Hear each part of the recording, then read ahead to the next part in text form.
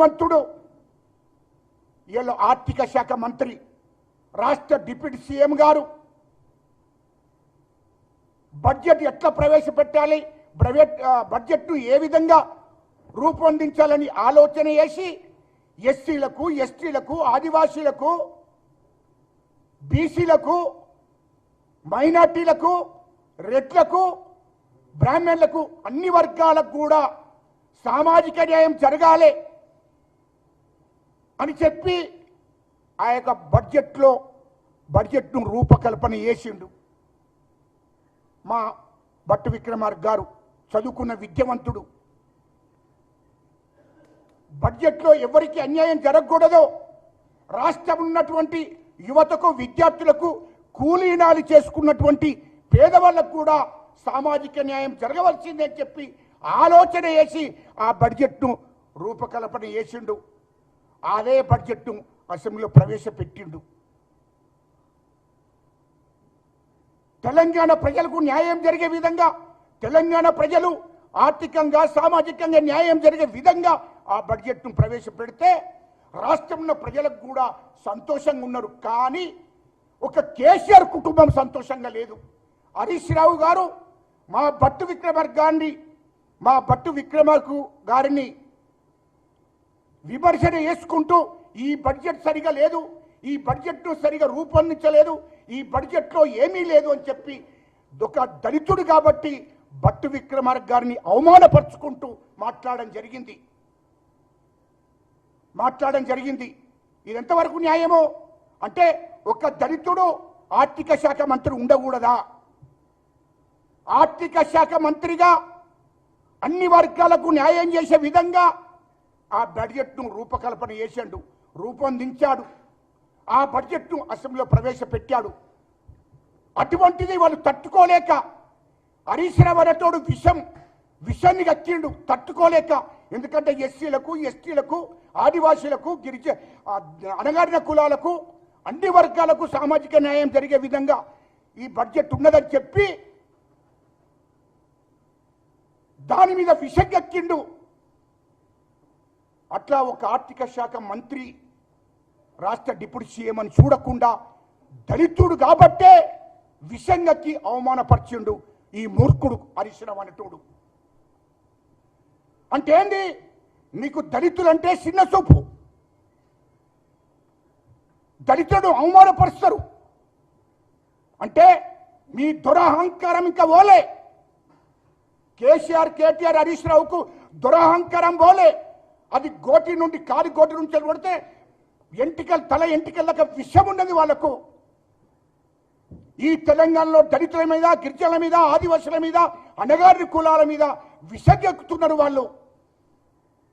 ఒక deputy CM, ఆర్థిక శాఖ మంత్రి, ఈయన మా కాంగ్రెస్ పార్టీ, మా హైకమాండ్ అందరికీ సామాజిక న్యాయం జరిగే విధంగా పదవులు ఇచ్చింది.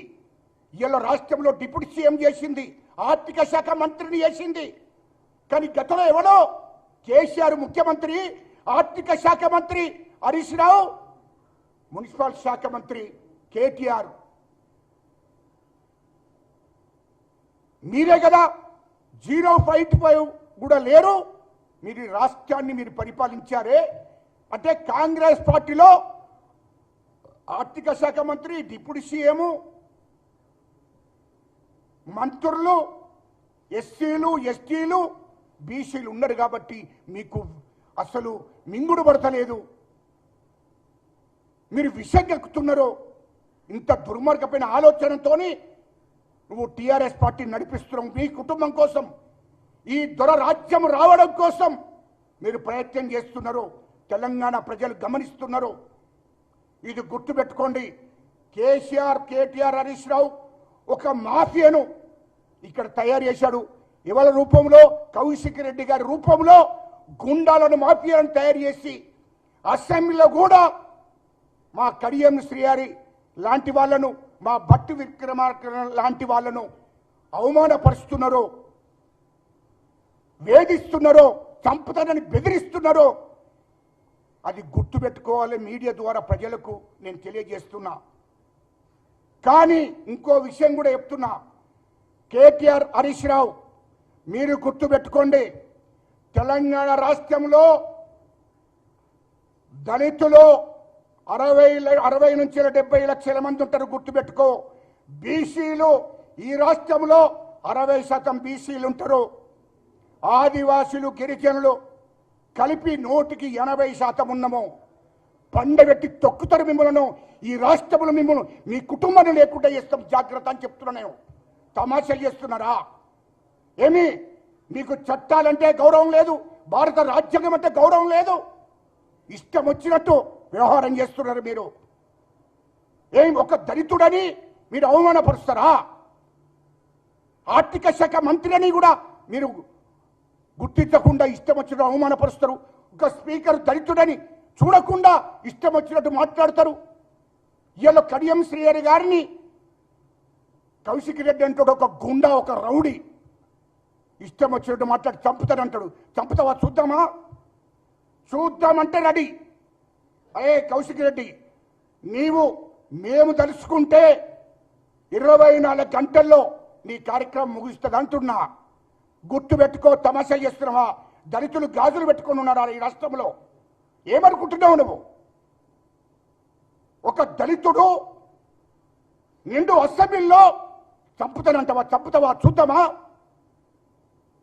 హుజురాబాద్ కాన్స్టిట్యూన్సీలో దళితులను మాలమాదిగోలను నమ్మకూడదు, మాలమాదిగోలకు కుక్కకు బొక్కేస్తూ ఉన్నట్టు అక్కడనే ఉంచాలి, వాళ్ళను మీటింగ్లకు రానియకూడదు లోపలికి అని చెప్తావా? నీ టీఆర్ఎస్ మీటింగ్ పెట్టుకొని ఏం తమాషా చేస్తున్నావా?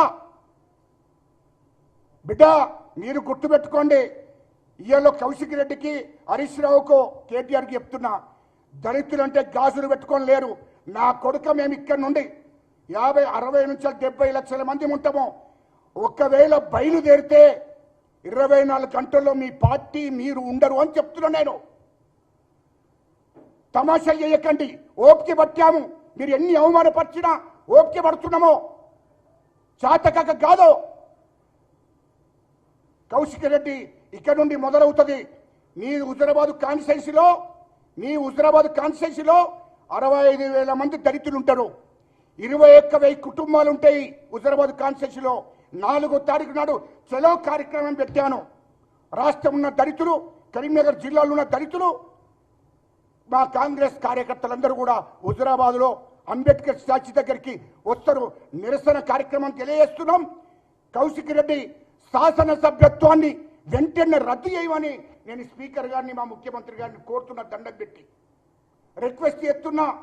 ఖచ్చితంగా కౌశిక్ రెడ్డి శాసనసభ్యత్వాన్ని రద్దు చేయాలి, వెంటనే చట్టపరమైన చర్య తీసుకోవాలని చెప్పి ఈ సందర్భంగా నేను డిమాండ్ చేస్తున్నా. 4వ తారీఖు నాడు ఖచ్చితంగా హుజురాబాద్ కాన్స్టిట్యూన్సీలో అక్కడ ప్రజల మధ్యనే తేల్చుకుందాం, ప్రజా తీర్పు కోరుతామని చెప్తున్నా. ఈ సందర్భంగా 4వ తారీఖు నాడు మొత్తం కాంగ్రెస్ కార్యకర్తలు, అక్కడ ఉన్నటువంటి జిల్లాలో ఉన్న దళితులందరూ కూడా పెద్ద ఎత్తున అక్కడికి రావాలి. ప్రజల మధ్యనే అదే హుజురాబాద్ కాన్స్టిట్యూన్సీలో ప్రజా తీర్పు కోరడానికి నిరసన కార్యక్రమం చేస్తాం. అక్కడనే ప్రజా తీర్పు కోరుతాము. మా స్పీకర్ గారిని, మా ముఖ్యమంత్రి గారిని నేను మరోసారి దండం పెడుతున్నా. ఖచ్చితంగా మా కడియం శ్రీహరి గారిని అవమానపరిచినందుకు, మా కడియం శ్రీహరి గారిని చంపుతారని బెదిరించినందుకు వెంటనే కౌశిక్ రెడ్డి శాసనసభ్యత్వాన్ని రద్దు చేయాలని చెప్పి ఈ సందర్భంగా నేను కోరుకుంటున్నా.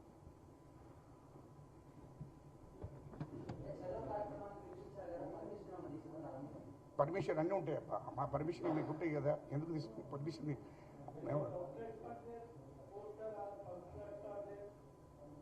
ఏంటబ్బా? డైరెక్ట్ ఇదే ఇది పిలిపే పాంప్లెట్, పిలిపే కరపత్రం, పిలిపే wall poster. Ambedkar statue, Huzurabad Ambedkar statue.